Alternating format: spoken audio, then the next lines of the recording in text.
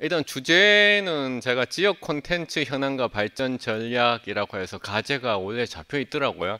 그래서 뭐 주최 측의 의사를 존중해서 이건 일단은 바꾸지는 않고 부제에 제가 조금이라도 알고 있는 분야를 좀 적었습니다. 그래서 웹 3.0 디지털 네트워크 쪽으로 이제 좀 이야기를 좀 하고 싶고요.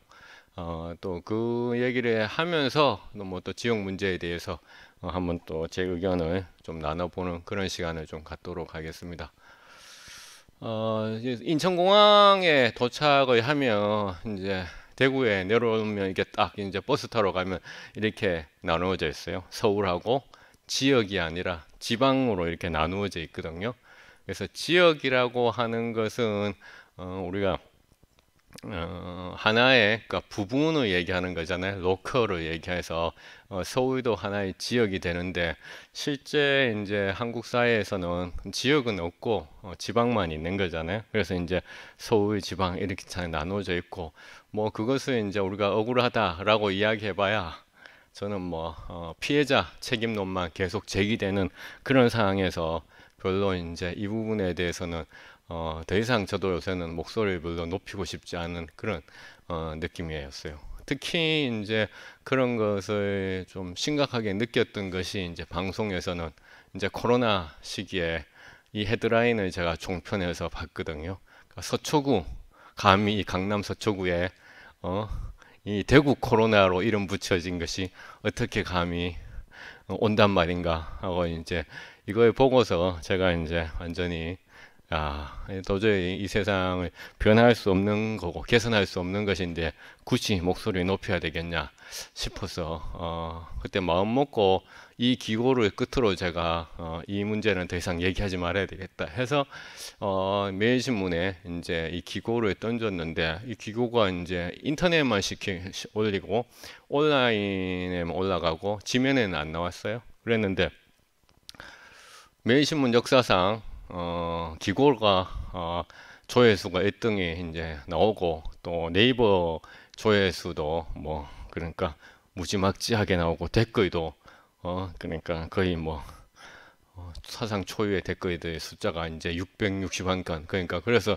신문사 내부에서도 엄청 놀랐다라고 이제 얘기를 하더라고요. 그 초창 그 조회수가 한 2만 번 이상 나왔는데 그래서 이거 이 문제 그만 얘기해야 될 것 같은데 자꾸 사람들은 관심은 좀 이렇게 많이 있구나라는 걸 또 깨달아 돼서 뭐 여전히 뭐 지역 문제에 대해서 관심은 좀 계속 가지고는 있습니다. 그런데 이건 뭐 서울과 지방만은 문제는 아니라 그 사실은 어떠한 스테레오타이핑하는 어느 그 형태로든 간에 다 존재하는 것 같아요. 이건 지금 하면은 여러분들이 이제 잘 보이시지는 않겠지만은 이제 페이스북이 이제 메타로 이름을 변경을 하고서 이제 페이스북이 이제 실험을 하고 있는 그런 인공지능 채팅봇인데 우리나라도 인공지능 채팅봇이 이제 여러 가지 문제 때문에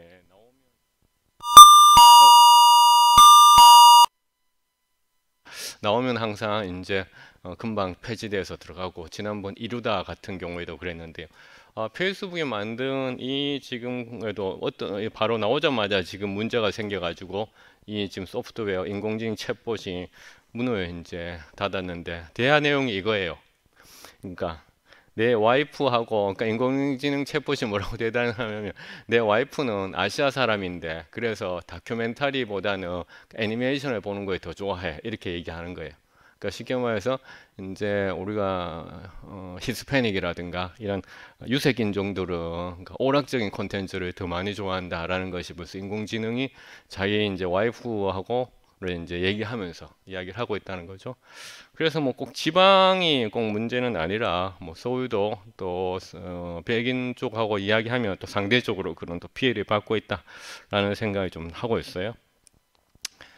그래서 저는 뭐 이 문제가 반드시 뭐 지방이기 때문에 반드시 항상 생겨나는 것은 아니다라는 생각을 하고 있고요.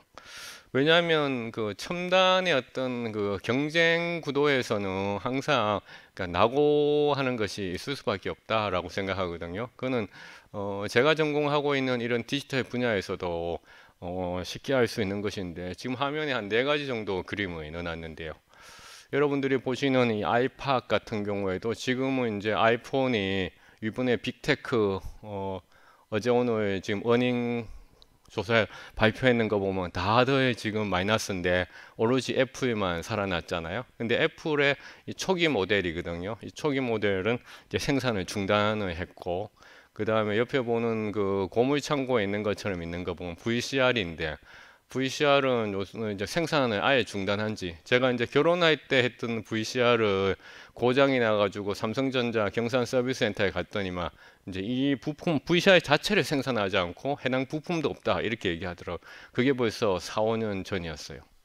그 다음에 제가 그러니까 이 중고등학교쯤에 그러니까 그 봤던 캐나다의 자존심이라고 얘기했던 블랙베리라고 하는 이 그러니까 휴대폰인데 이것 또한 뭐냐 스마트폰의 등장과 함께 사라져 버리고, 그 다음에 뭐 애플의 아이폰 같은 경우에도 지금 맨 뒤에 꼽던 뭐 저런 이제 창구도 없어지고, 그래서 이런 기술 경쟁에서도 그러니까 여전히 이제 낙오자들이 이제 계속 새겨나고 있다. 그래서 저는 이제 그런 측면에서 뭐 꼭 지방이라는 어떤 그것을 좀 이제 벗어나서 우리가 좀 희망을 가져야 된다라는 측면을 뭐 제 자신을 좀 가지고 있고요.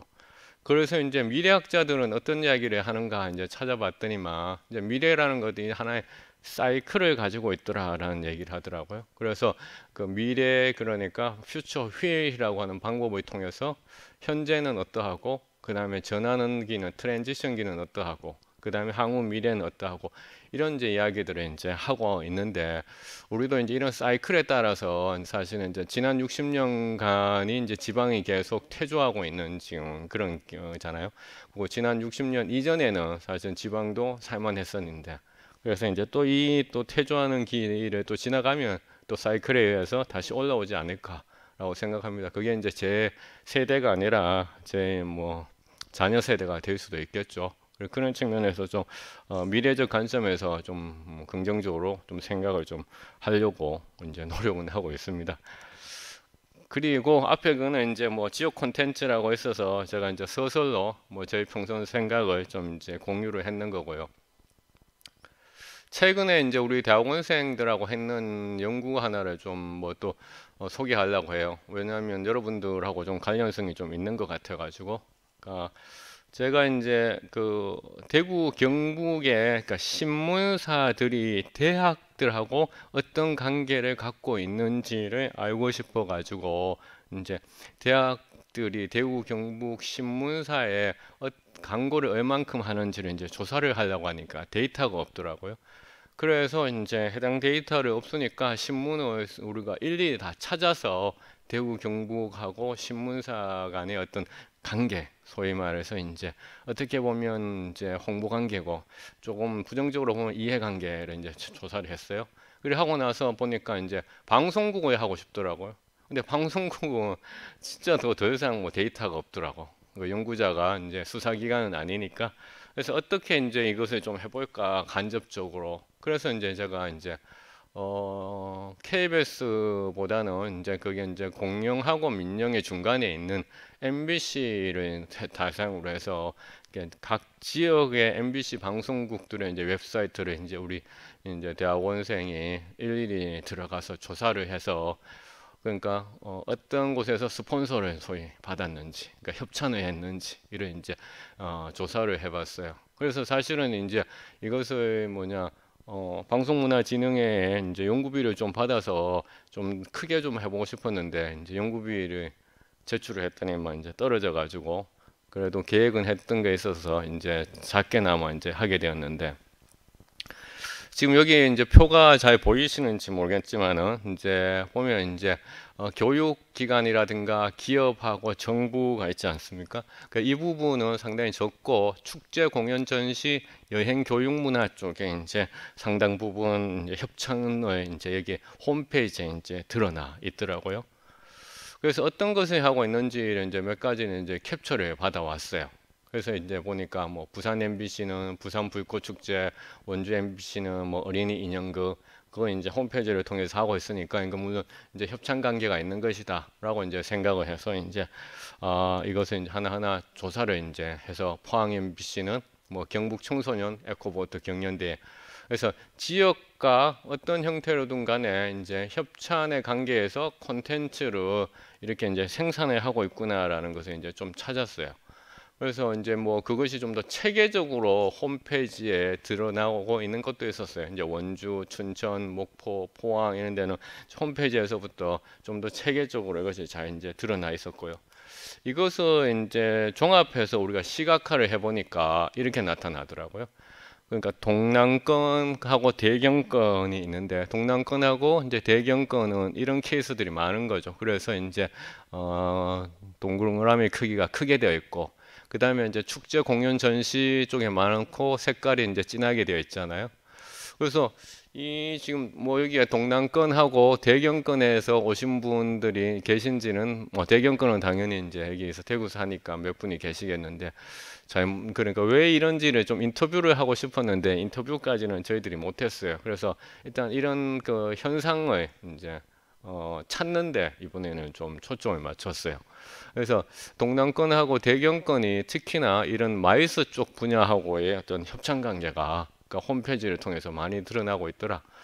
그러면 이 협찬은 이제 홈페이지로만 이제 끝나는 것인지, 그것이 뭐냐, 방송 프로그램을 통해 가지고 반영이 되거나 혹은 그것이 이제 소위 2차적인 콘텐츠로 나오고 있는지에 대해서는 제가 이제 조사를 못 했는데, 사실 이런 부분에 대해서 이제 여러분들의 좀 뭐냐 의견을 좀 듣고 싶었어요. 좀 가까이서 내가 이렇게 이제 좀 강의를 하면.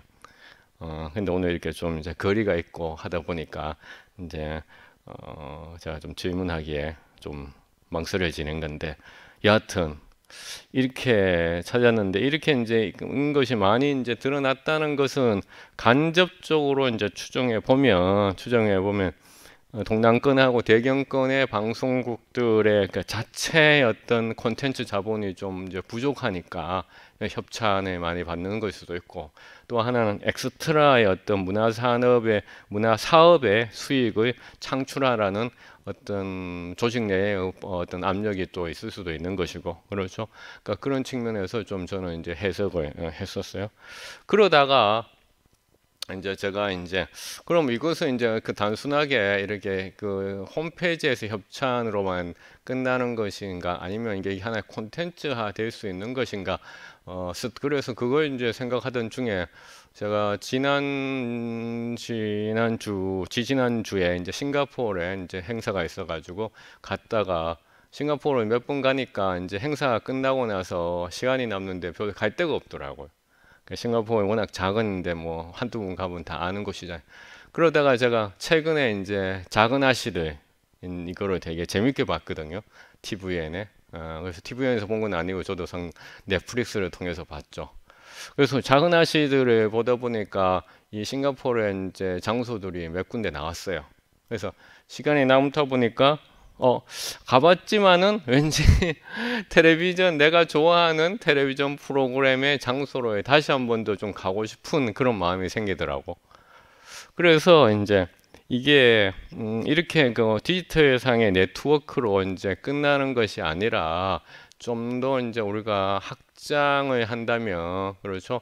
그러니까 마치 온라인 상에서 정보를 검색을 하고 그 다음에 오프라인을 이제 방문을 하고 다시 그것을 이제 포스트한 그 방문의 어떤 활동으로 사는 이런, 그러니까 마이스 쪽의 논문들에서 이야기하는 거, 이 논문들도 저도 참석했는 그 논문이었는데처럼 좀 이렇게 바뀌어갈 수 있지 않을까. 그래서 그냥 단순하게 그러니까 이렇게 이제 협찬의 것을 디지털 네트워크로서 끝나는 것이 아니라 이것이 이제 좀 더 좀 확대해서 갈 수도 있지 않을까. 그 다음에 그것을 통해서 콘텐츠에 대한 어떤 충성심을 더 이렇게 높일 수 있는 그런 또 이제 계기가 되지 않을까라는 생각을 저는 이제 이 논문을 통해서 좀 하게 됐고, 또 최근에 경험을 통해서 하게 됐어요. 물론 여전히 이제 그럼에도 불구하고, 그러니까 그러니까 앞서 얘기했던 지역별로 이제 이러한 차이가 나는 이유에 대해서는 뭐 아직 파악은 못했는데, 여러분들이 좀 이제 가르쳐 주시면 좋을 것 같고요. 넘어가도록 하겠습니다.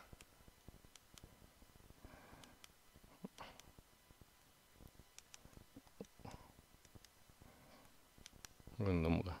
자, 그래서 이제 지역 콘텐츠 해서 이제 제가 또 하나 이제 생각했는 것은 일단은 뭐 많은 그러니까 그 소위 말하는 수용자라고 얘기하고 뭐 시청자라고 얘기하는데요. 그 오디언스들이 우리가 지역 콘텐츠라고 한다면 그 신뢰라든가 혹은 그에 대한 어떤 품질이라든가 이런 점에 대해서는 그러니까 사람들이 좀 낮다라고 생각을 하죠. 낮다라고 생각하는데 그것은 그 개별적인 콘텐츠에 대해서 이야기를 하는 것보다는 하나의 그 집합적으로 그렇죠. 어떻게 하면 뭐 어떤 제도적으로 그러한 미디어의 어떤 체제들, 지역 콘텐츠의 체제를 그렇게 믿는 경향이 있다라는 것이 이제 학계의 어떤 뭐 입장인 것 같아요. 그래서 그런 측면에서 보자면 결국에는 뭐 오늘도 여러분들이 이렇게 이제 교육을 받고 같이 모였지만은 뭔가 이제 그 개별적으로 대응하기보다는 그러니까 콘텐츠를 좀 이제 연합적으로 하는 것이 좋지 않을까. 그래서 최근에는 이제 로컬을 넘어서 트랜스 로컬이라고 하는 그런 개념을 이제 이야기하고 있지 않습니까? 그것이 이제 결국은 그러니까 스케일러빌리티, 확장성을 해결할 수 있는 그런 방안으로 얘기하고 있어. 그것은 저는 이제 단순하게 어떤 규모의 경제를 그러니까 확보하기 위한 방법이기도 하지만은 그렇게 됐을 때 오디언스들이 제도로서 그러니까 체제로서의 어떤 지역 콘텐츠를 믿는 경향들을 좀 더 높일 수 있지 않을까 싶은 거죠. 그렇죠. 그래서 그런 측면에서 우리가 이제 또 그런 것을 좀 계속하면 좋지 않을까. 그것이 이제 체제로서의 높이는 것이고 이제 또 하나는 이제 우리가 확산을 하는데 지금까지는 이제 우리가 매스미디어 이제 교과서에서는 주로 뭐 얘기하냐면 이제 2단계 이론을 많이 얘기했었어요. 이제 엘리트를 통해 가지고 정보가 이제 확산된다라고 얘기했는데 그 엘리트라고 하는 그 필터링 역할을 하는 것에 대해서 주로 이제 초점을 맞췄던 것이 소위 말해서 그러니까 권위자라고 하는 사람들을 초점을 맞췄는데 이제 이 권위자라고 하는 사람들은 자기가 정보를 주는 사람들이기보다는 자기한테 모이는 그런 역할이 있는 사람들이잖아요.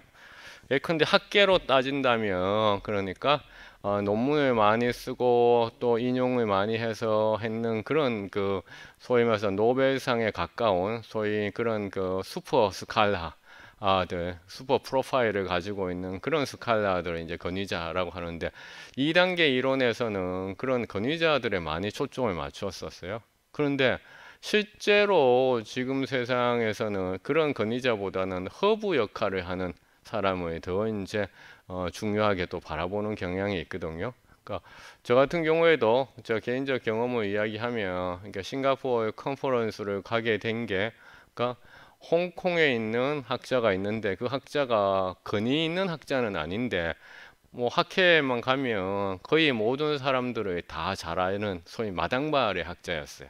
그러니까 그렇다 보니 해당 마당발의 학자가 저를 이제 추천을 해서 제가 이제 초청을 받은 거였거든요. 그래서 이제 지금은 모델이 그러니까 2단계 모델만을 얘기하지는 않고 제가 이제 슬라이드에도 나와 있는데요. SAH.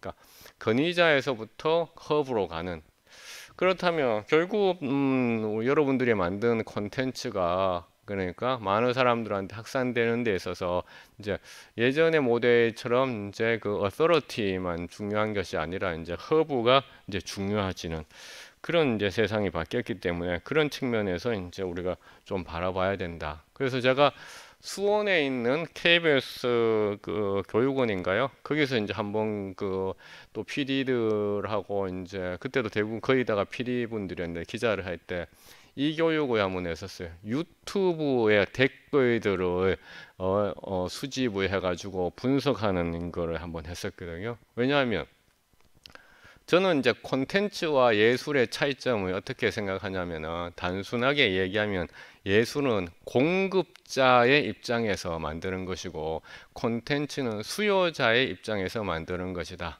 왜냐하면 콘텐츠는 그러니까 수요자가 비용을 지불하고서 그러니까 자기가 시청을 하든지 자기가 이용을 하는 것이잖아요. 그런데 콘텐츠를 마치 공급자인 PD가 자신의 그런 입장에서만 만들려고 한다면 수요자는 절대로 소비하지 않을 것이다.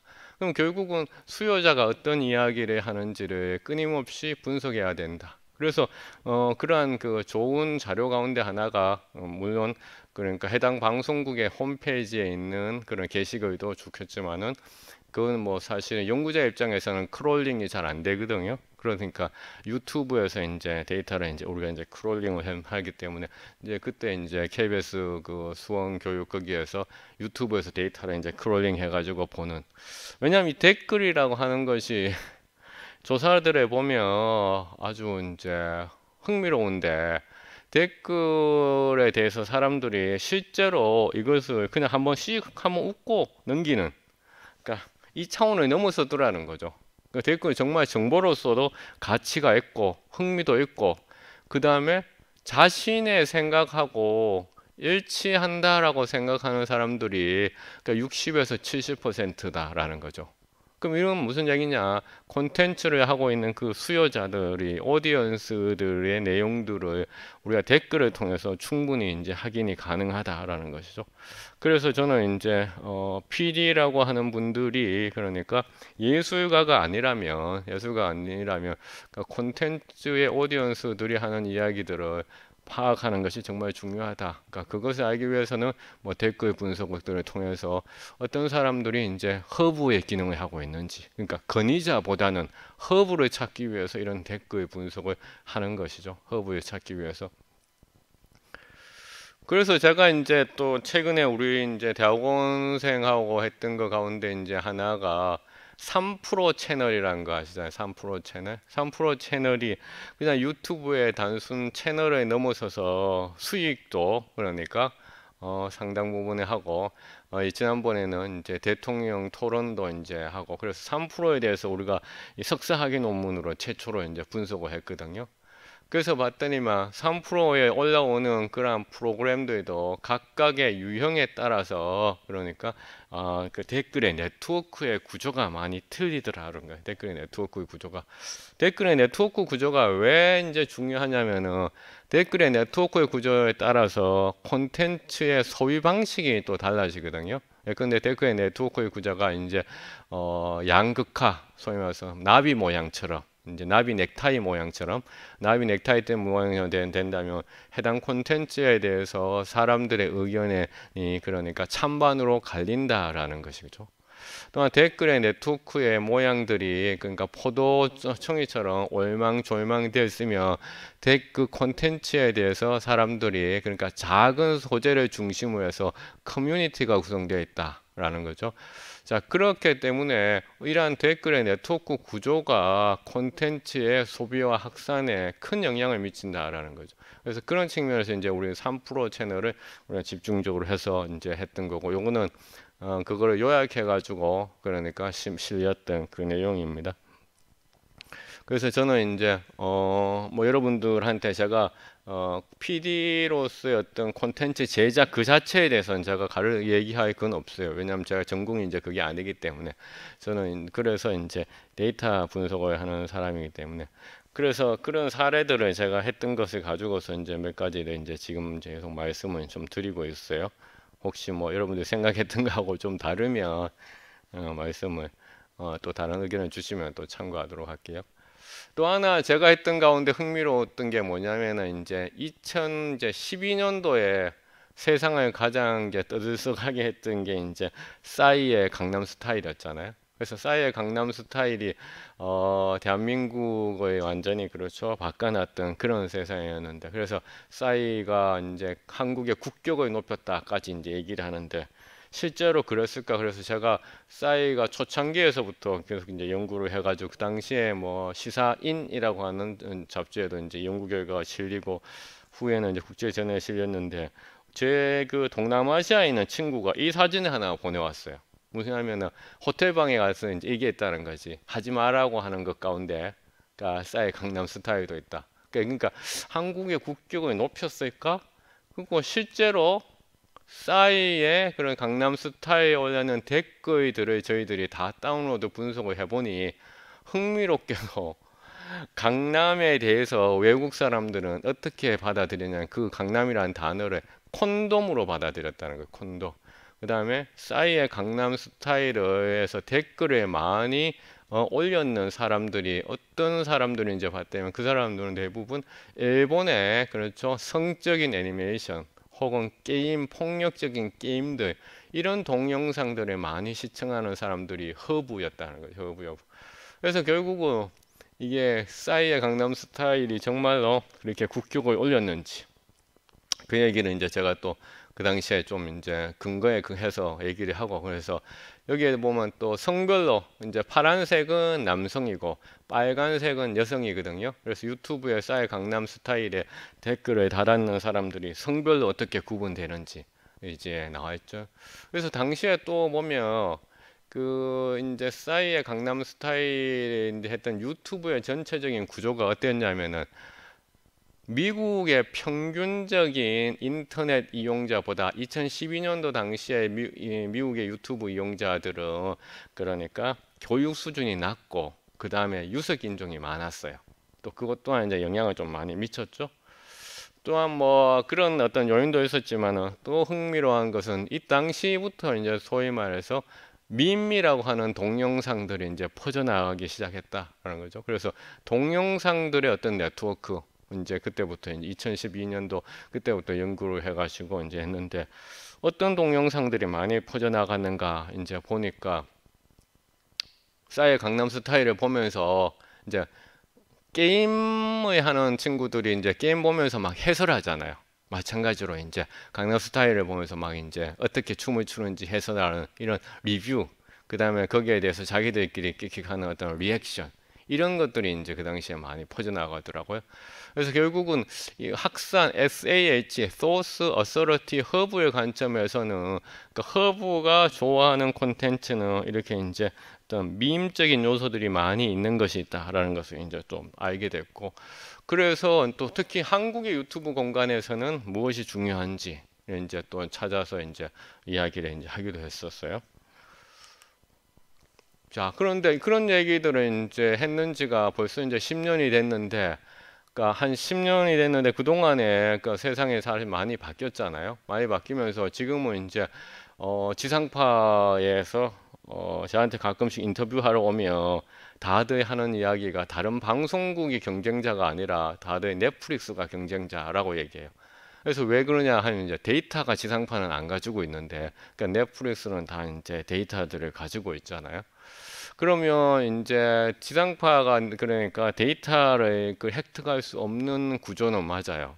그렇죠? 획득할 수 없는 구조는 맞는데 그럼에도 불구하고 저는 이제 좀 가능성이 또 있다고 생각하는 것이 이제 또 우리가 학교에서 이런 걸 가르쳐요. 이제 메슬로우의 욕구 5단계라고 하는 것을 가르치는데 이제 뭐 우리가 1차적으로는 생리적 욕구, 그다음에 안전의 욕구, 뭐 이런 거 이제 그다음에 존경의 욕구, 그다음에 자아 실현의 욕구 이런 것들 가르치거든요.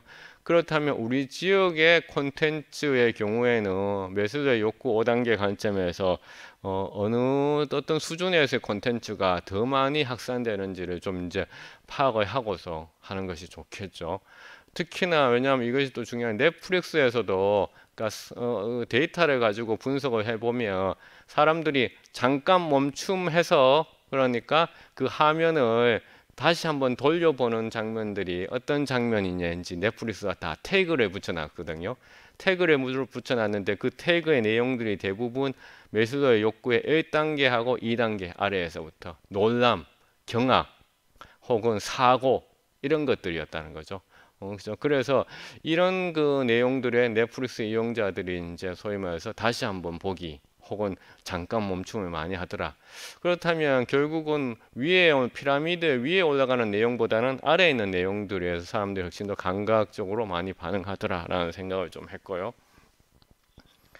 그런 도중에 이제 넷플릭스 동영상을 제가 이제 하나 따가지고 왔는데 이거를 재생 안 하는 거 좋을 것 같아. 너무 그 다음에 이것도 넘어가겠습니다.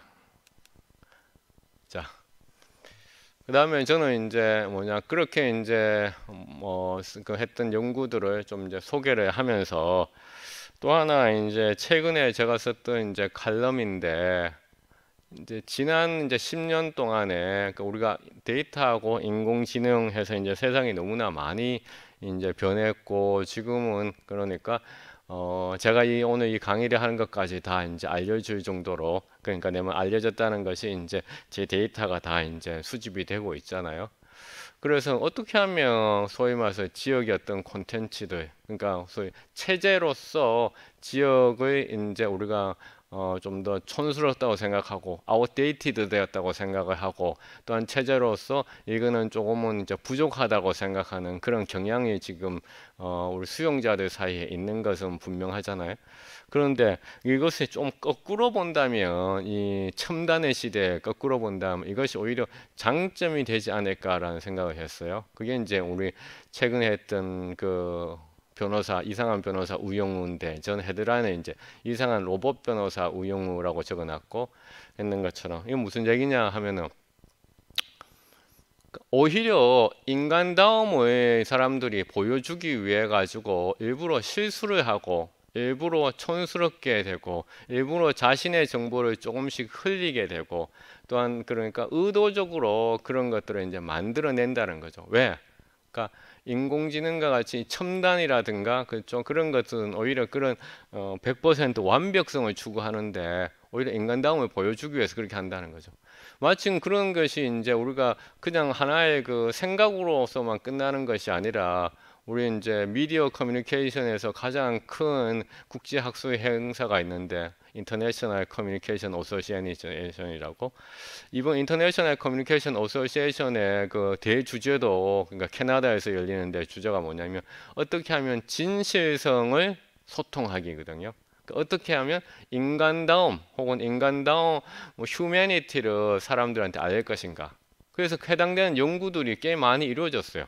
근데 정치인들이 일부러 소셜 미디어에서 자신의 어떤 그러니까 정보들을 흘린다든가 그 다음에 예능 프로그램 같은 생활 예능 프로그램이 인기를 얻는 것도 그러한 진실성의 장치다라는 거죠.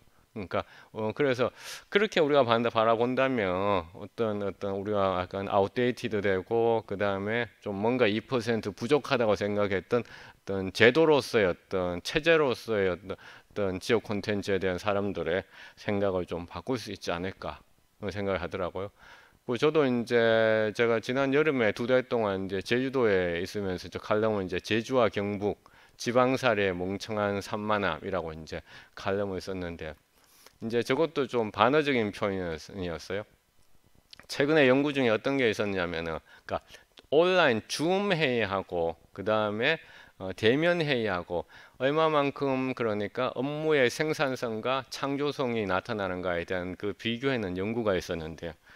여러분들 그 온라인 회의하고 그 다음에 지금도 대면으로 와 계신 분들이 있고 지금 원격으로 지금 듣고 있는 분들이 계세요. 그러니까 창조성이라든가 이런 생산성, 특히 창조성 측면에서 어떤 것이 더 그러니까 효과가 있는 것 같습니까? 예, 좀 질문을 하고 싶은데 지금 대답 연구 결과에 보면 이것도 이제 네이처에 실렸는 건데 그러니까 오히려 이제 대면으로 하는 것이 온라인을 하는 것보다 창조성이 더 높았다로 나왔어요. 이유는 뭐 여러 가지가 있겠지만 그 해당 연구 결과에서 제시한 경우는 대면으로 하면 우리가 여러 가지 단서적인 정보들을 많이 이용할 수 있다. 그러니까 여기 와서 우리가 여러분들 대면을 만나니까 어떤 분은 색깔 있는 마스크를 쓰셨고 어떤 분은 그렇죠. 그러니까 구두를 신었고 어떤 분은 운동화를 신었고 이런 여러 가지 단서들에서 그러니까 창조적인 아이디어와 회의에서의 어떤 더 좋은 아이템이 나오더라는 거지. 근데 온라인은 딱 그 해당 상대방만을 보고 있잖아요. 그러니까 전혀 그러니까 창조적인 아이디어가 안 나오더라는 거예요. 그래서 제가 이제 이것을 제주도에서 2달 워케이션을 하면서 느낀 게 저도 그러니까 정말 제주도에서 사색의 시간을 좀 많이 좀 가졌어요. 그 다음에 제주도에서 또 글도 많이 쓰게 되고 왜냐하면 이게 이 지금 컴퓨터만 보던 거하고 계속 바깥의 자연 환경을 보는 거하고 많이 좀 틀리더라고요. 그래서 제가 제목을 이제 또 반어적으로 뽑은 거였어요. 지방살이의 멍청한 산만함. 그래서 그런 차원으로 우리가 좀 어떤 체제의 그것을 좀 바꿔야 된다라는 이야기들은 이제 사람들의 신뢰를 좀 바꾸고 사람들이 실제로 바뀌고 있다라는 이야기를 하고 싶고요. 이거는 뭐 최근에 썼는 칼럼 중에 또 언론사하고 관계되는 이야기여서 가지고 왔는데요. 2013년도에 그러니까 공공 데이터 제공 및 이용 활성화에 관한 법률을 이제 제정을 했었어요. 그리고 이제 이게 이제 박근혜 정부 때 제정을 했는데 그러니까 뭐 정권에 상관없이 여전히 이제 너무나 이제 잘 운영되고 있는 것인데 그런데 이제 제가 최근에 주장했는 것은 이 공공기관은 아니지. 그 공공기관 운영법에 따르면 KBS는 공공기관이 아니에요. 그다음 EBS도 아니거든요. 왜냐하면 언론으로서의 어떤 독자성을 보장해주기 위해서. 그 아닌데, 근데 KBS에는 공영미디어 연구소도 있고, 그 다음에 재난보도센터도 있잖아요.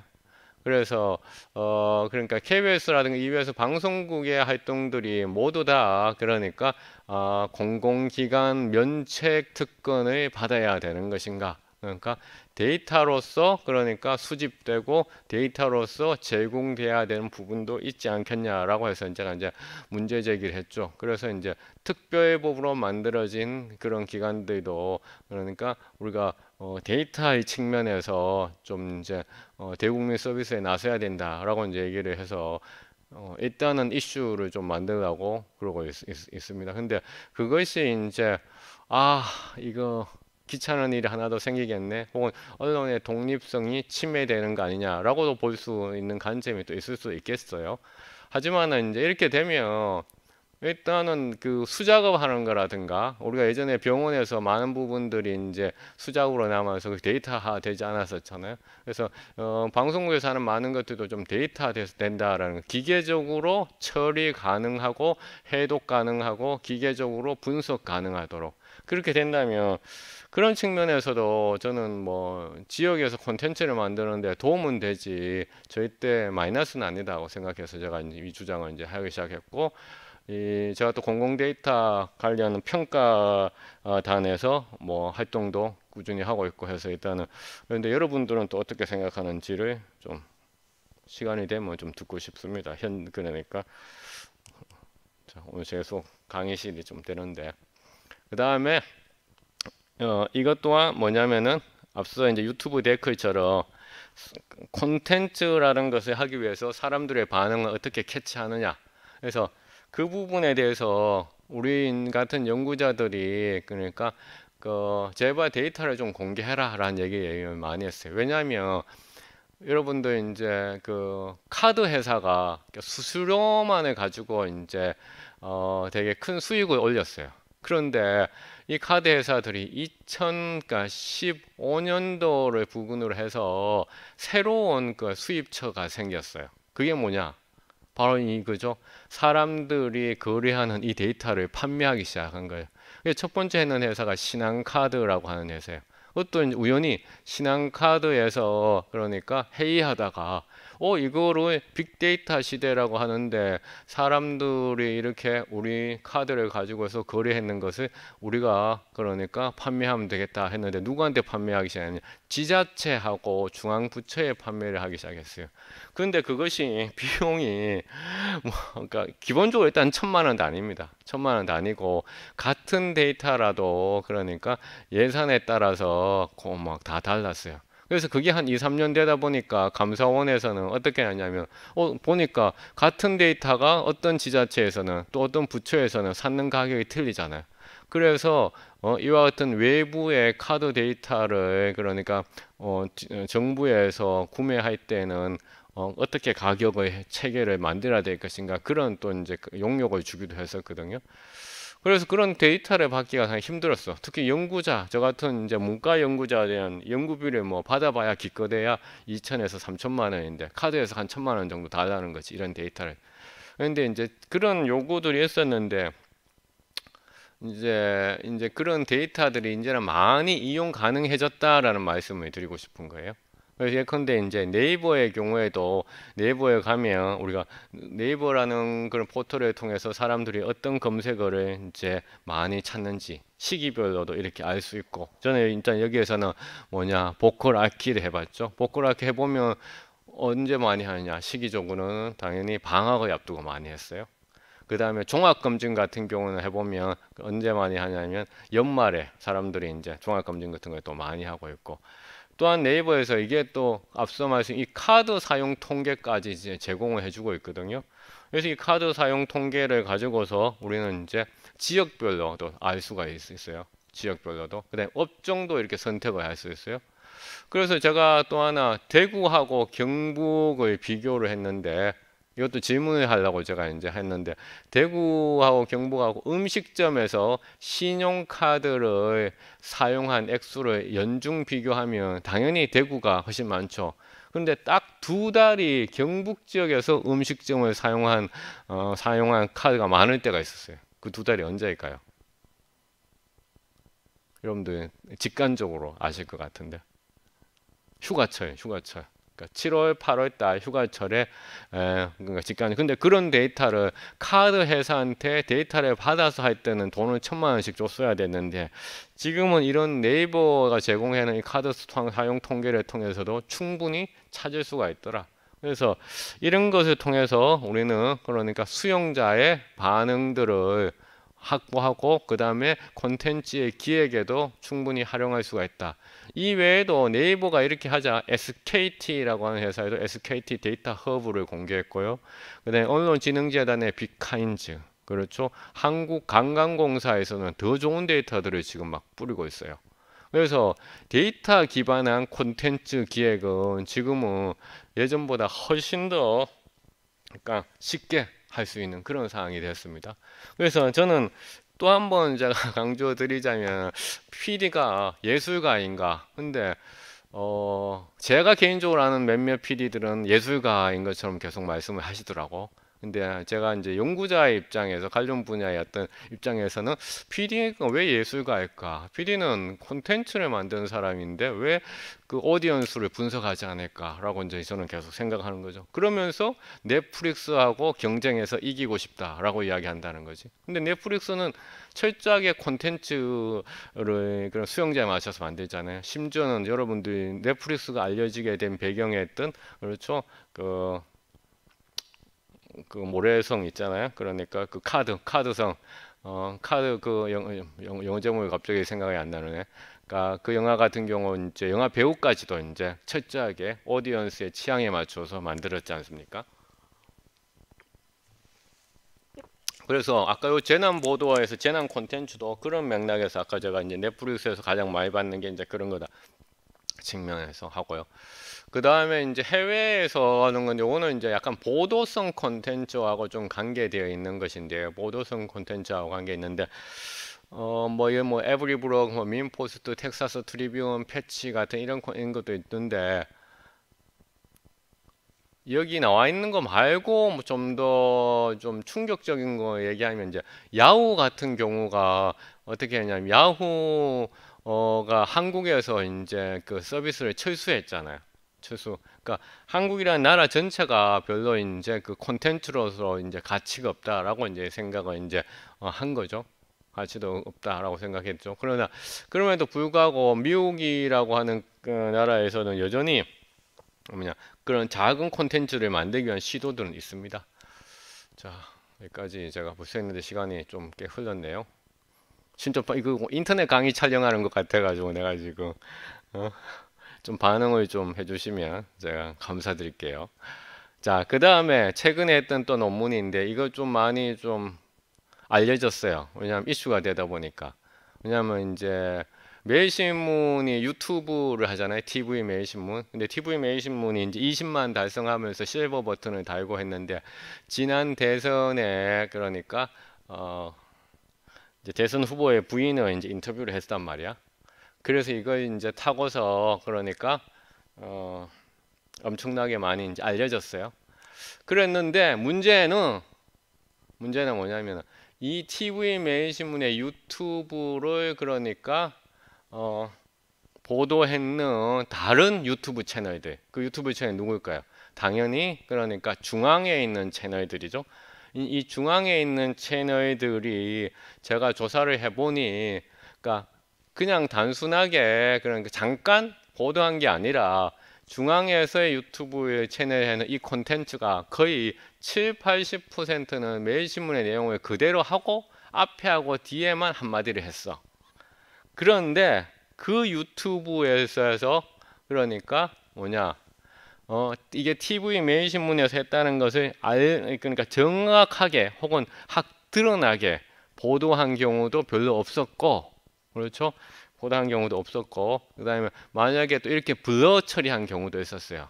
그런데 중요한 것은 해당 검색어를 가지고 유튜브에서 영상을 검색해 보면 관련된 동영상, 유튜브가 좋아하는 그 알고리즘이 있잖아요. 알고리즘에서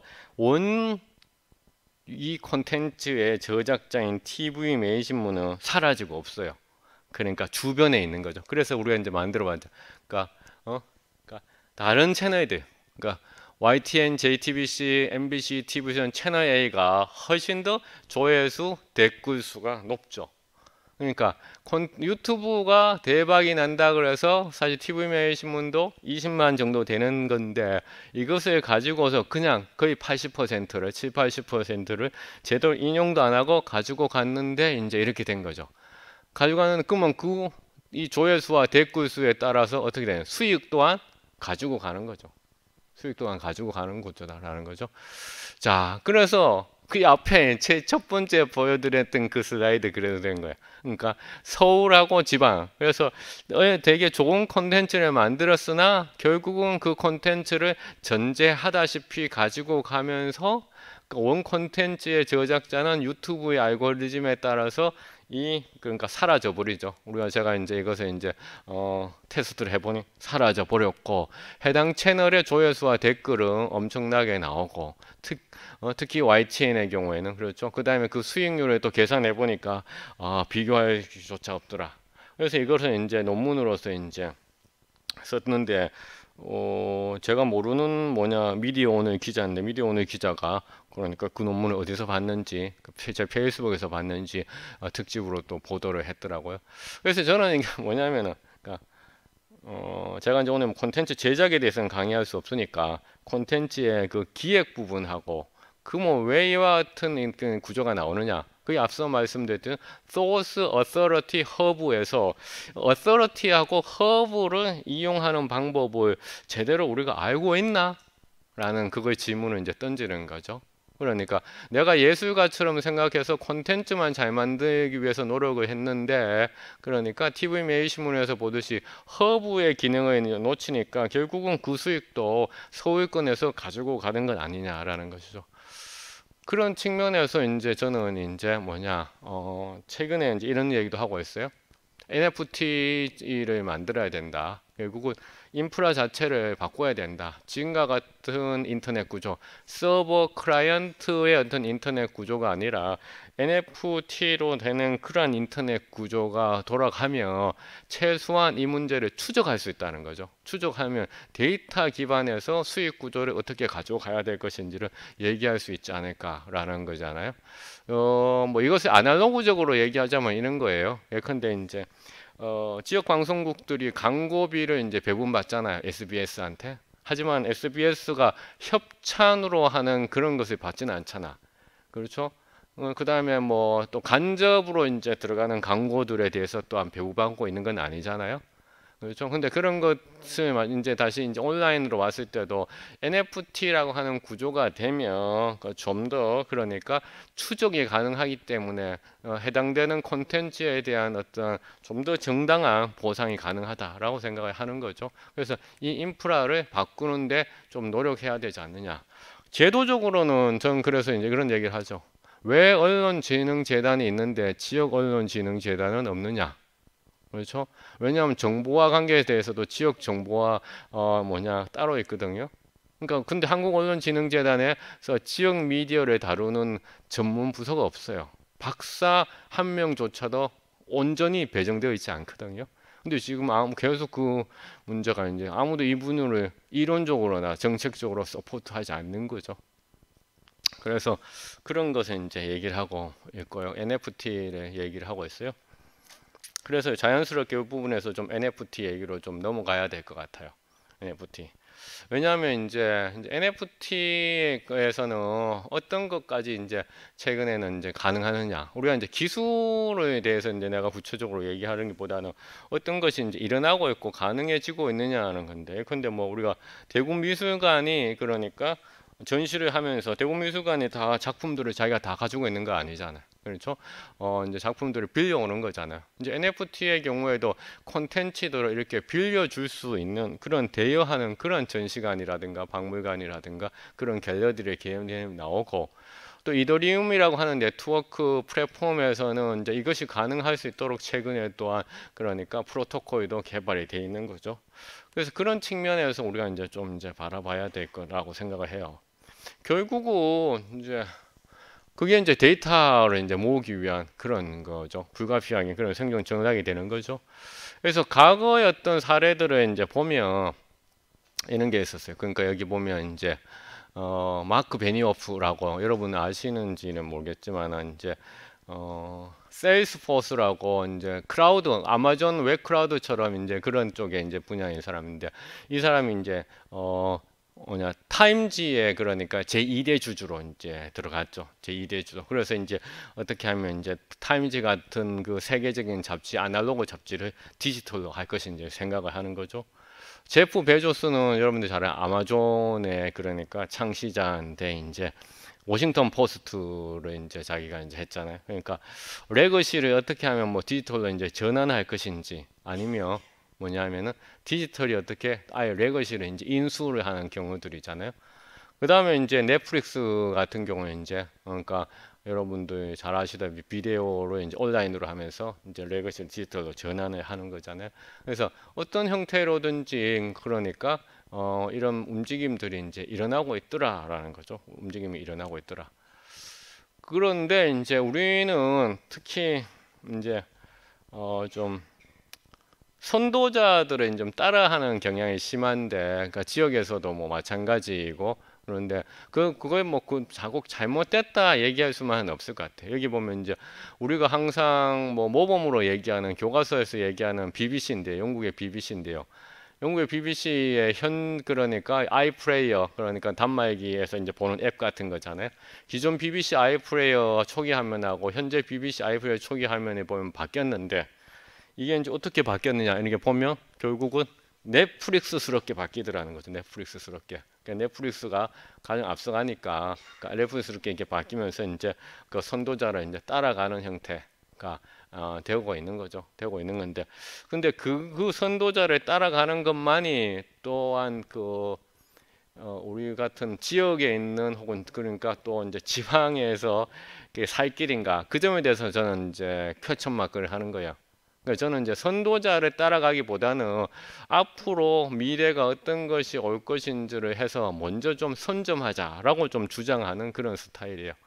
그래서 이제 언론사 같은 데에서 저한테 이제 컨설팅을 하면 지금 언론사들이 다 목을 메고 있는 것이 네이버의 제휴잖아요. 그래서 네이버에 특히 모바일 CP에 이제 들어가는 거고 대구에서는 이제 매일신문하고 대구 MBC가 이제 들어가 있는 건데 근데 이제 저는 이제 얘기하는 것이 이 네이버가 지금 정점인데 정점이라는 얘기는 곧 그러니까 하강한다는 것인데 왜 네이버에 목을 메고 있느냐라고 얘기를 하는 거죠. 그러니까 그 말고 네이버 다음 포스트 네이버를 생각해라라고 얘기를 하는 거죠. 왜냐하면 네이버가 이렇게 정점인 것이 불과 10년 조금 더 넘었는 것뿐인데, 그러니까 포스트 네이버에서 준비를 하고 이제 인프라를 바꿔야 된다라고 이제 얘기를 하는 거죠. 그게 이제 웹 3.0이다라고 얘기를 하고 있는 거고. 구글도 지금 뭐 위태위태 이제 해질 거죠, 조만간. 그다음에 그렇죠. 그런 것처럼 이제 그런 측면에서 우리가 좀 바라봐야 되지 않을까 생각을 합니다. 지금까지 제가 한 50분 정도 했는데 들을만 하십니까? 그럼 박수 한번 주십시오.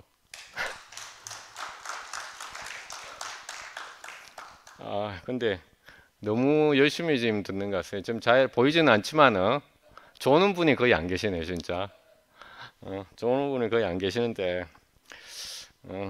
뭔지 하여튼 평가받는 기분이 피평가자의 내 기분이어서 오늘 상당히 그렇게 즐거운 강의는 아닌 것 같아가지고 자 그럼 자 이거 좀 짧은 이제 30분만 좀 더 하겠습니다. 분산 미디어 환경 그래서 결국은 저는 이제 시스템을 바꿔야 된다라고 생각하는 거죠. 그러니까 기존의 인터넷의 서버 클라이언트 시스템과는 안 된다라는 거죠. 기존에 이거거든요. 바로 첫 번째 보이는 이 중앙 집중화된 구조예요. 서버 클라이언트 구조인데 이 서버 클라이언트 구조가 그냥 네트워크 밑단에서만 이렇게 돼 있는 것이 아니라 인터넷의 1995년도부터 해서 이제 우리가 이제 써보니까 결국은 이제 독점 구조를 이제 가지고 왔다라는 거죠. 그래서 매개자가 있는 구조든지 아니면 세 번째 구조, 그러니까 매개자가 있는 두 번째 구조는 이더리움 네트워크 같은 구조고요. 세 번째는 이제 비트코인 같은 네트워크의 구조죠.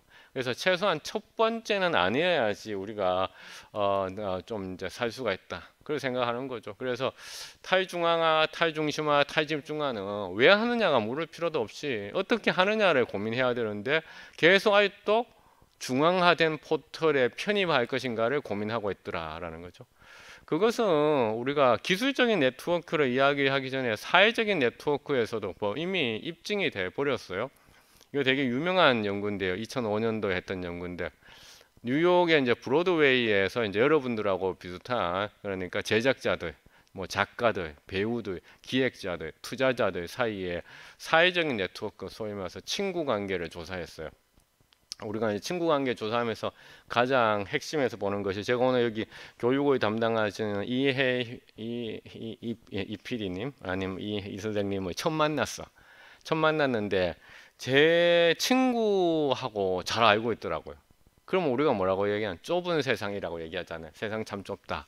그래서 이제 사회적인 네트워크를 조사할 때 우리가 이 좁은 세상의 정도를 이제 측정을 합니다. 근데 2005년도 이 논문에서 그 브로드웨이 뮤지컬에 만드는 사람들의 그 커뮤니티의 좁은 세상의 정도를 조사했더니만 야, 이 좁은 세상의 정도에 대한 놀라운 결과를 얻었어요. 뭐냐면 사람들이 전혀 모르는 소원된 관계. 그렇죠? 그 다음에 사람들이 너무 잘 알아서 그러니까 친밀한 관계. 이 두 가지의 경우보다는 적당히 하는 중간 정도의 관계에서 작품의 그렇죠? 아티스틱한 평가도 좋았고 그 다음에 사업성도 좋게 나타나더라고요. 무슨 얘기냐? 이게 너무 친밀한 좁은 세상 혹은 너무 모르는 그러한 그렇죠?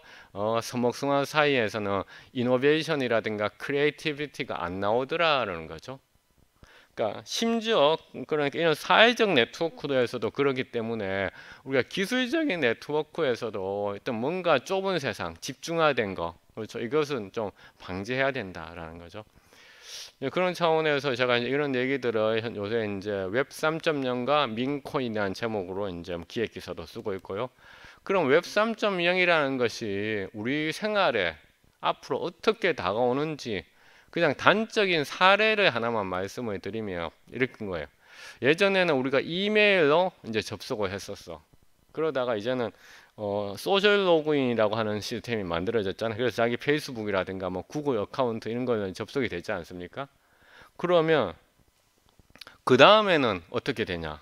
지금 이제 벌써 이제 이렇게 웹 3.0 로그인이 생겨나고 있어요. 이게 먼저 여기 그림은 메타마스크 돼 있는데요. 메타마스크라고 하는 것이 이제 소위 말해서 이제 NFT 지갑 같은 거예요. 그래서 웹 3.0의 메타마스크 같은 것을 통해 가지고 우리 이제 로그인을 하는 거죠. 그래서 사람들이 이걸 하나씩 다 갖게 되는 이런 걸로 이제 시스템이 이제 바뀌게 되죠. 그렇게 되면 어떻게 바뀌어요?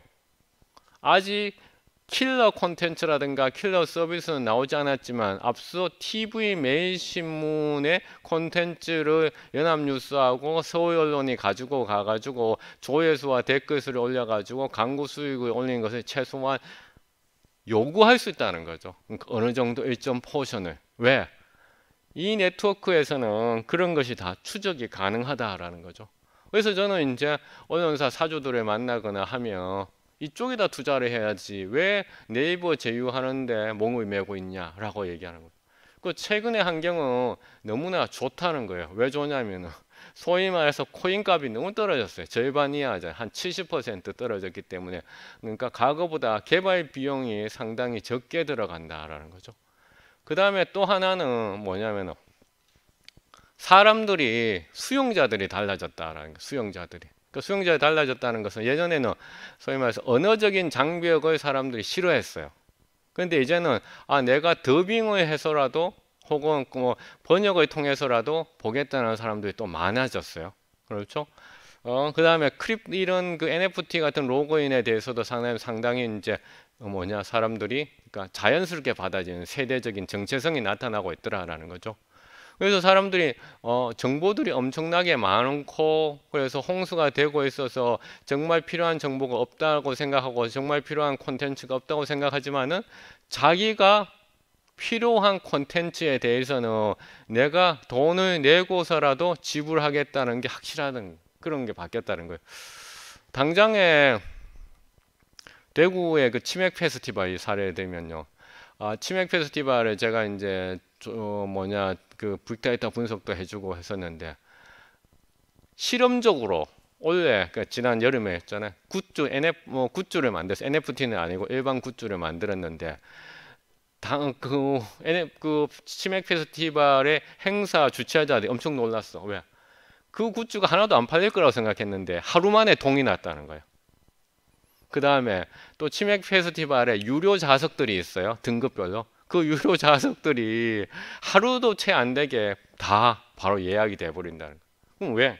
사람들이 이렇게 정보의 홍수임에도 콘텐츠의 홍수임에도 자신들이 필요로 하면 돈을 낸다는 거야. 그게 많이 그것이 바뀌었다는 거죠. 그것을 또 하나 저는 느꼈던 것이 이제 그러니까 아침 6시에 배달되는 신문이 아니라 어피티라고 하는 뉴스레터잖아요. 25만 구독자가 바라보고 있다는. 이 어피티의 가입 여러분들이 이제 하셨는지 모르겠지만 저는 어피티의 내용이 관심 있는 게 아니라 가입할 때 이 화면이 너무나 놀랐어요. 뭐냐면은 광고성 정보 수신이 선택이 아니라 필수라는 거야. 광고성 정보 동의는 대부분 선택이 되어 있잖아요. 근데 여기는 필수인데 25만 명이 지금 클릭을 하고서 보고 있다는 거죠. 내가 광고를 보는 것에 대해서 다 내가 동의를 해주고도 그런 걸 보면서 역시나 수용자가 오디언스가 바뀌고 있다. 그래서 그 바뀌고 있는 것에 우리가 제대로 이제 대응할 필요가 있느냐. 그래서 필요가 있다는 거죠. 그래서 대응하고 있는지. 그래서 웹 1.0의 시대, 2.0의 시대는 가고 3.0의 시대가 오고 있어요. 그것은 이제 우리가 이제 이렇게 자산으로의 어떤 그 시대다라고 해요. 그래서 콘텐츠도 자산화되어 가고 있다. 이 자산화되어 가고 있다는 것은 이제 나의 콘텐츠를 쪼개서 다른 사람들한테 나눠줄 수 있고 팔 수 있다는 거죠. 이 얘기를 언제 했냐면 제가 이제 2018년도에 인터뷰했는데 2018년도 1월달 이제 신문이었는데 이게요. 새로운 시대가 오고 있다라고 얘기를 했었는데 안 믿더라고 사람들이요. 근데 그 새로운 시대가 정말 그러니까 지금 2018년도와 비교하면 5년이 지났는데 진짜 놀랄 만큼 로그인 시스템부터 바뀌어가고 있고요.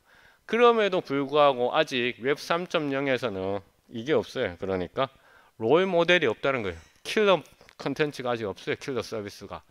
그래서 킬러 컨텐츠가 뭔지를 찾아서 우리가 먼저 선제적으로 대응하는 것이 필요하다라는 것이죠.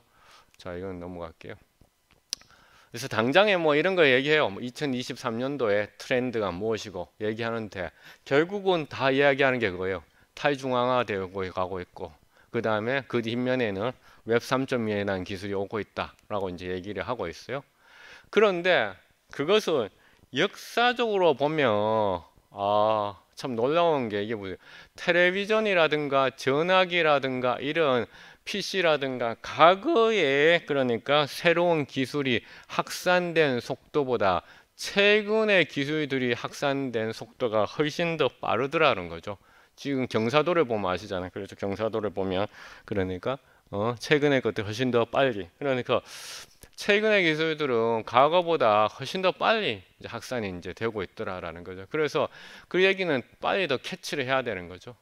그래서 지금 웹 2.0, 웹 3.0을 넣어놨는데요. 웹 2.0에서는 제프 베조스가 이제 했던 아마존 웹 클라우드가 이제 돈을 많이 벌었잖아요. 많은데 웹 3.0에서는 이제 아마존 웹 클라우드를 대체할 다른 것을 얘기하고 있어요. 그 뭐 IPFS라든가 파일코인 같은 것들을 이제 얘기하고 있거든요.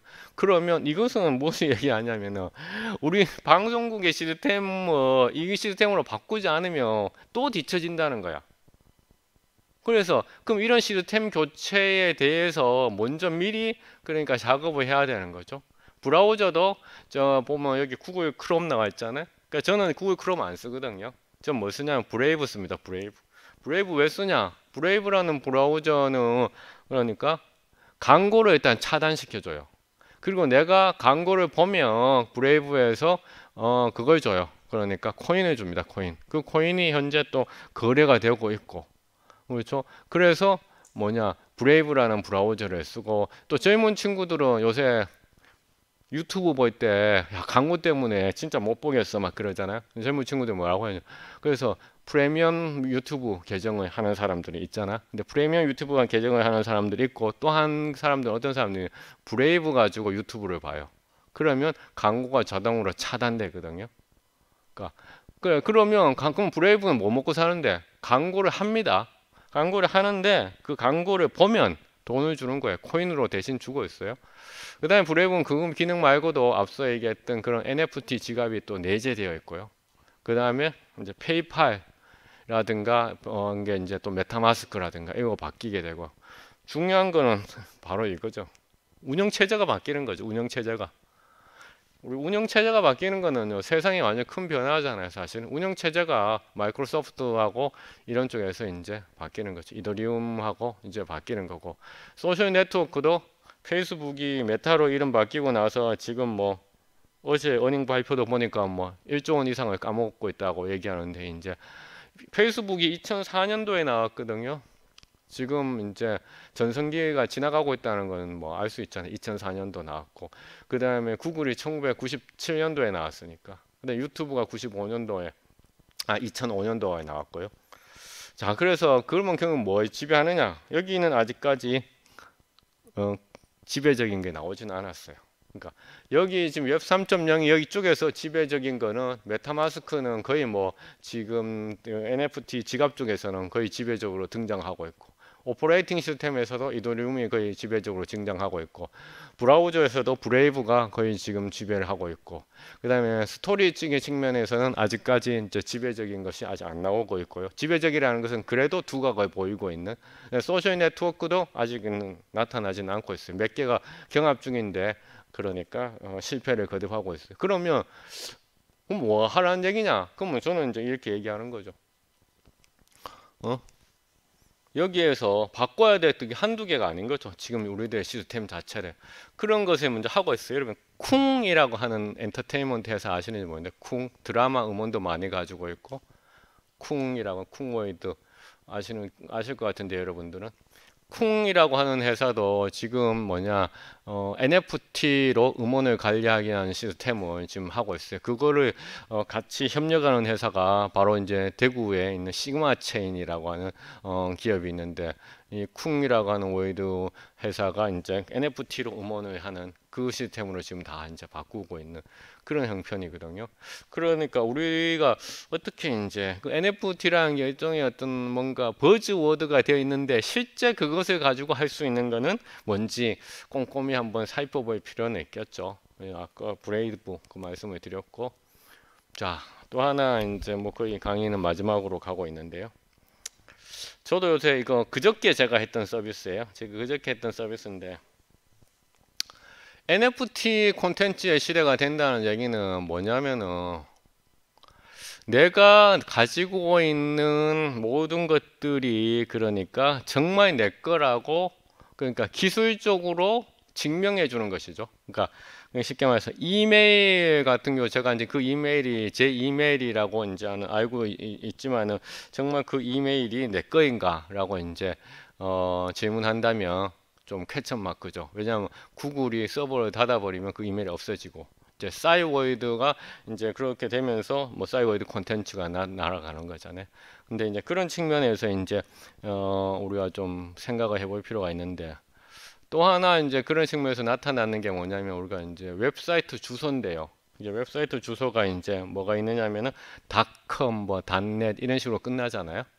근데 이더리움이라고 하는 그러한 그 운영 체제에서는 웹사이트 주소가 뭘로 끝나냐면 .eth로 끝나요. .eth로 끝납니다. .eth. 그러면 그런 웹사이트 주소들을 이제 돈을 주고 사야 되잖아요. 그러니까 저 같은 경우에는 이제 그 주소를 샀어요. 사가지고 이제 nftkorea.eth라고 하는 이제 주소를 샀는데 이제 이 주소를 사가지고 그러면 이걸 제가 다시다가 소위 탈중앙화된 그 사이버 공간에 올려야 되잖아요. 탈중앙화된 사이버 공간에 올려야 되는데 이제 그걸 또 이제 또 내가 또 공부를 해서 해야 되는구나 라고 생각하고 있었는데 최근에 이제 이런 서비스가 나온 거죠. 여기 님이라고 하는 곳에 가면 마치 예전에 홈페이지 나모로 HTML 에디터 이런 거 해보셨잖아. 이런 것처럼 님이에 가서 내가 구매하는 NFT korea.eth 주소를 넣으니까 얘가 탈중앙화된 웹 공간에다가 이렇게 내 웹사이트를 퍼블리싱 해주면서 그 다음에 내 지갑 주소도 같이 해주라는 거죠. 아주 편리하게 마치 그렇죠. 그래서 기술은 우리가 하는 건 아니잖아. 그러니까 동향을 파악하고 여기서 어떤 서비스를 만들지를 이제 아는 거잖아요. 이렇게 바뀌어가고 있더라라는 거죠. 바뀌어가고 있더라. 그래서 이 닷잇으로 끝나는 주소는 2017년도부터 시작을 했거든요. 그러니까 지금 제가 아까 2018년도에 인터뷰했었고 한 5년 정도 지났는데 이제 지금은 이제 한 5년 정도 5, 6년이 지나니까 이런 서비스들이 이제 드디어 나타나고 있더라라는 거죠. 메타버스도 그런 측면으로 볼 수는 있는데 지금의 메타버스는 어쩌면 좀 다시 다 짜야 되는 경향들이 있어요. 왜냐하면 여전히 중앙 집중화된 메타버스를 하고 있는 경우들이 많아요. 그러니까 탈중앙화된 웹이 올 건데 탈중앙화된 웹보다는 중앙 집중화된 메타버스가 근데 이 부분에서도 이제 그래서 페이스북이 메타로 제대로 이제 전환하지 못할 수도 있다. 그 다음에 이거는 제가 웹 3.0에서는 그럼 어떤 콘텐츠를 해야 되는 것인가? 이제 웹 3.0의 콘텐츠는 웹 3.0 시대의 오디언스가 좋아하는 콘텐츠. 그래서 제가 만든 이 말인데요. 나중에 인용할 때는 박한우 교수가 얘기했다고 얘기해 주세요. 개시약금이라고. 게임, 시험, 음악, 금융. 그러니까 아까 어피티 같은 경우는 금융이잖아요. 금융. 그래서 웹 3.0 시대에는 웹 3.0 시대의 오디언스가 그래도 지금 잘 호흡하는 그런 정경사보다는 그런 콘텐츠 아니면 정경사도 개시약금 스타일로 변환시키는 콘텐츠들. 그러니까 그렇죠. 우리가 아이한테 쓴 약을 먹이기 위해서는 달콤한 걸 같이 줘야 되는 거죠. 그러고 비슷하게 이제 그래서 저는 개시약금이라고 얘기했는데 제가 그래서 그 .eth 주소로 이제 탈중앙화 바뀐다 그랬잖아요. 그래서 제가 아까 nftkorea.eth를 이제 도메인을 샀다 그랬잖아. 그래서 제가 이제 몇 개들이 오늘 또 방송국 그 PD 분들이 오시니까 검색을 해봤대요. 해보니까 여기 지금 보이시나요? mbc.eth가 그러니까 2023년도 3월 7일 날 이제까지 누가 가지고 있더라고요.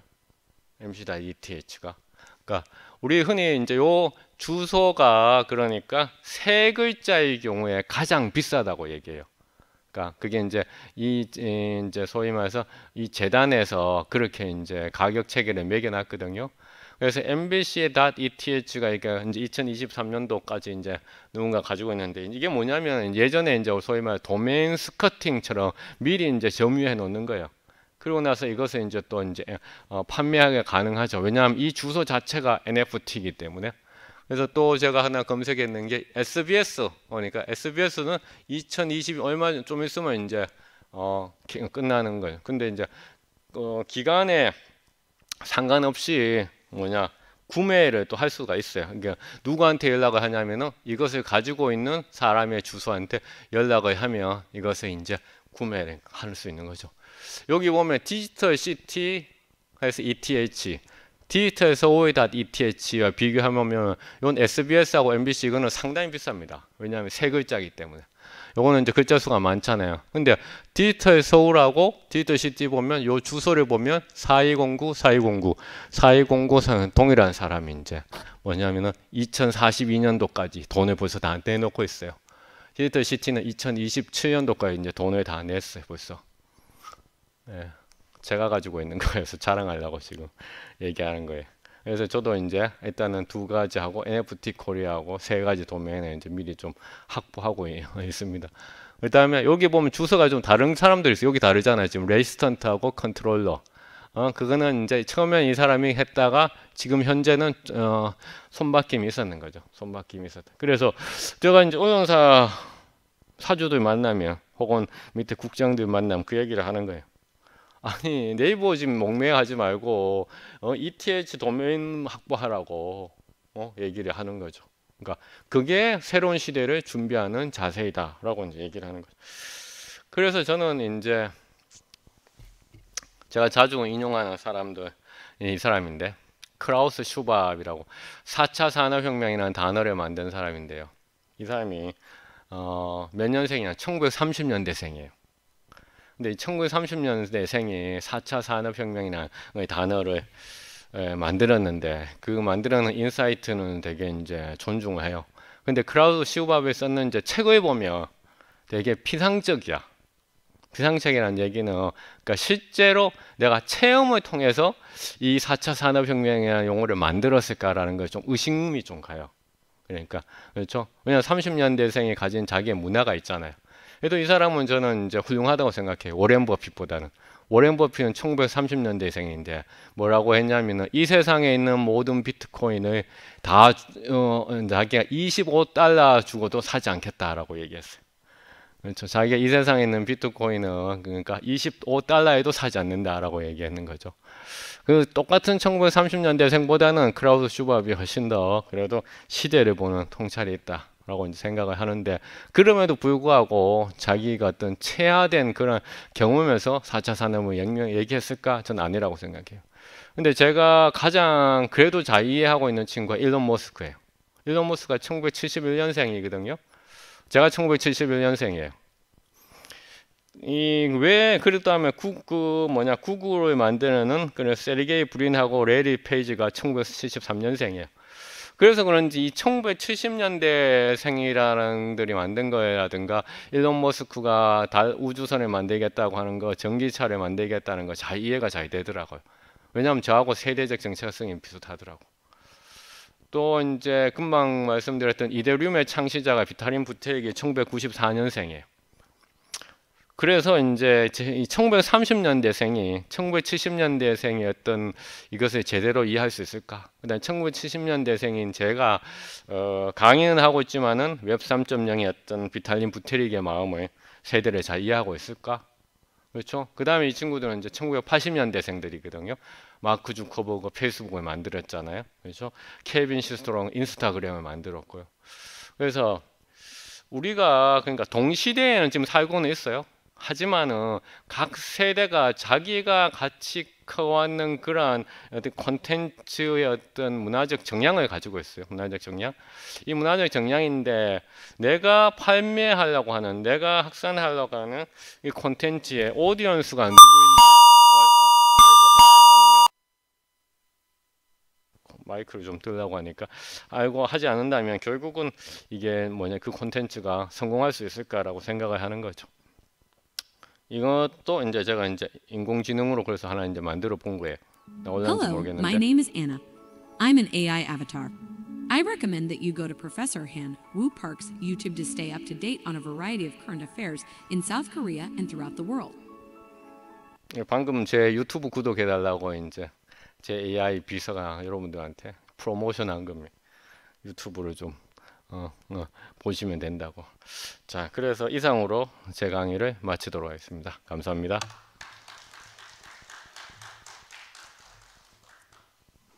앞에 강의처럼 질문 있으신 분들 손 들어주시면 마이크 전해드릴게요.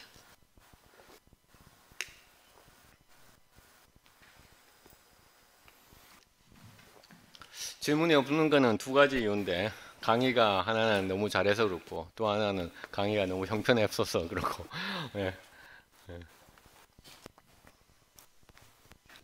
혹시 질문 없으시면 그 교수님 더 하실 말씀. 아니 우리 학회장님이 또 질문하시면 곤란하죠 이게. 강의는 어떻게 들을만 하셨는가요 진짜?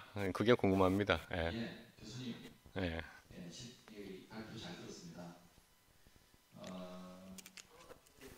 안 켜져 있어요? 있어요. 네, 교수님 발표 잘 들었습니다. 언제 들어도 우리 박한우 교수님의 발제는 미래지향적이고 미래적이어서 일부는 따라갈 수 있을 것 같고 일부는 따라가기 힘든 그런 부분도 없잖아 있는 것 같습니다. 어쨌든 지금 현재 뭔가 불확정되고 불확실한 뭔가에 대해서 사실 앞을 보는 건 굉장히 쉽지 않거든요. 그런데 앞을 내다볼 수 있는 그런 안목과 마일스톤이라 그럴까요? 이런 부분들을 제시해 주셔서 너무 뜻깊었다라는 말씀드리고요. 농담 삼아서 아까 그 대구 관련된 지역 이런 문제 기고를 했는데 그 기고문이 아마 대구를 도구로 삼지 마라 이 기고문이었습니까? 그 기고문에 엄청나게 많은 사람들이 관심을 많이 보여줬다. 대구라는 지역을 도구 삼지 말라고 해놓고 대구라는 지역을 도구 삼지 말라는 기고문을 통해서 엄청나게 흥행을 누렸다면 교수님도 대구라는 지역을 도구로 삼은 거 아닙니까?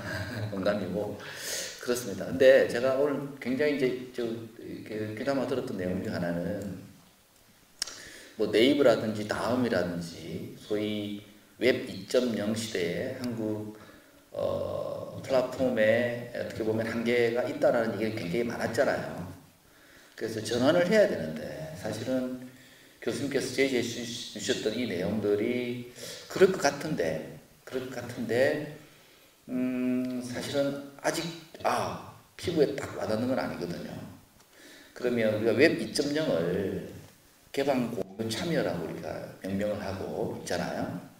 그러면 교수님께서 보시기에 웹 3.0은 핵심 키워드가 뭐라고 생각하시는지 우리 같은 소인배들을 위해서 개방 공유 참여와 약간 어떤 등가의 어떤 차원에서 얘기해 줄 수 있는 핵심 키워드들이 어떤 것들이 있을 것 같은지 한번 좀 부탁드리겠습니다.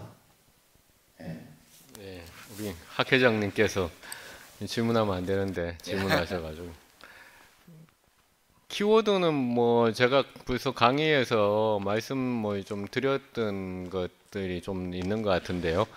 뭐 탈중앙, 분산 이런 키워드고 그다음에 자산, 에셋이라는 자산이라는 그런 키워드가 이제 좀 이론적 개념으로서는 또 이야기를 이제 할 수가 있는 거고 또 기술적으로서는 이제 뭐 앞서 얘기했던 NFT라든가 뭐 블록체인 같은 것들이 이제 기술적으로 얘기를 할 수 있는 것인데 근데 이제 이게 장님 코끼리 만지기식이 될 우려가 상당히 크죠. 왜냐하면 이제 웹 3.0으로 접근하기보다는 이제 우리나라뿐만 아니라 전 세계적으로 코인과 토큰이 워낙 이슈가 되다 보니까 이게 금융 화폐적으로 지금 접근을 이제 쭉 하고 있고 규제를 이제 하려고 하는 측면이 지금 강하지 않습니까? 그런데 금융 화폐적으로 이제 접근하고 규제를 하는 순간 우리는 이제 또다시 이제 웹 3.0의 어떤 그 플랫폼이라든가 어떤 문화로서는 우리가 또 뒤처지고 있는 거죠. 그래서 미국 같은 경우를 보면 지금 어떻게 해야 되는지를 계속 그러니까 논쟁을 하고 있어요. 그러니까 금융화폐적으로 좀 접근해야 될 것인가 아니면 그러니까 말씀드렸듯이 기술이라든가 플랫폼으로 좀 접근해야 될 것인가. 그런데 이제 그런 측면에서 이제 그러한 소위 말해서 디베이트가 오고 가는 와중에 현재 여전히 킬러 콘텐츠와 킬러 서비스는 미국 중심적으로 지금 만들어지고 있는 거거든요. 만들어지고 있단 말이야. 그러면 국내에서 또 누군가의 어떤 그런 그 킬러 콘텐츠라서나 서비스들이 이제 구글 대신 네이버가 들어왔고 처음엔 다음이 들어왔잖아요. 다음이 들어왔는데 다음이 이제 무너지고 이제 네이버가 먹어버렸는 건데 이제 그다음 오다가 다시 이제 글로벌 서비스에 이제 밀리고 있는 거잖아요. 국내 서비스들이. 그래서 이제 탈중앙화하고 분산하고 뭐 자산 이런 키워드가 맞는데 실질적으로는 이것이 이제 국내에서 어떻게 정착될지는 또 두고 봐야 되는데 그래서 저는 강조하고 싶은 게 그렇다면 이런 것을 지역 미디어를 위해서 누군가 이론적 자각과 어떻게 이제 어떤 그 인사이트를 계속 제공해 줘야 되는데 이것이 너무나 미비하다라는 거죠. 그러니까 언론진흥재단도 그렇고 방송통신위원회도 그렇고 그러니까 너무 이 포션에 비교해서 우리를 케어해 주는 것이 너무나 없다라는 거죠. 그러면 이제 실무자분들은 현업에 계시는 분은 그런 얘기 하더라고요. 대학의 교수들이 지역 대학에 있는 교수들이 그런 거 안 하고 뭐 하고 있느냐라고 얘기하는데 근데 신문방송학과 미디어 커뮤니케이션 전공한 교수들이 있잖아요. 이게 전공이 이게 우습게 돼 있어 가지고 그러니까 당신은 지역에 대한 전공이자 이렇게 좀 말을 하는 편이에요. 무슨 말씀인지 아시겠죠? 그러니까 약간데 뭐 저널리즘이라도 뭐 지역 저널리즘, 뭐 지역 콘텐츠 이렇게 이제 하는 그렇게 이제 약간은 이렇게 편을 좀 나누는 편인데 그렇게 따졌을 경우 그러면 지역에 대해서 관심을 가지고 논문을 쓰는 사람들은 극히 일부분밖에 되지 않는다라는 거죠. 극히 일부분밖에 되지 않는다.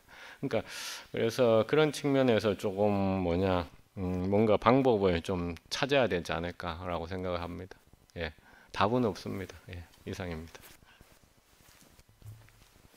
우리 PD분들 가운데 한 분 뭐 아까 제가 그 대경권하고 동남권이 마이스 쪽을 많이 하고 있다라고 하는데 어떻게 저 홈페이지에 나타나는 것이 실질적으로도 그런 것인지 아니면 혹시 대경하고 동남권에 계신 분 가운데에서 대답을 해주실 수 있는 분이 계신가요?